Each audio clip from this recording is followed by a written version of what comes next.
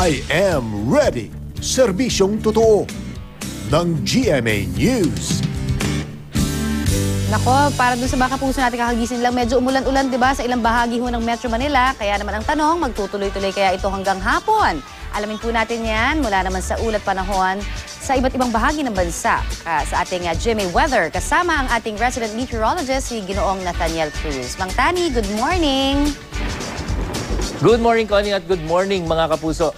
Ano nga ba ang inaasahan nating panahon ngayong araw ng Biyernes? Dito po sa Luzon, maulap hanggang sa magiging makulimlim muli yung ating kalangitan. Sasamahan nito ng mahina hanggang katamtamang ulan at thunderstorm. Pinakapektado po ang northern at southern sections ng Luzon.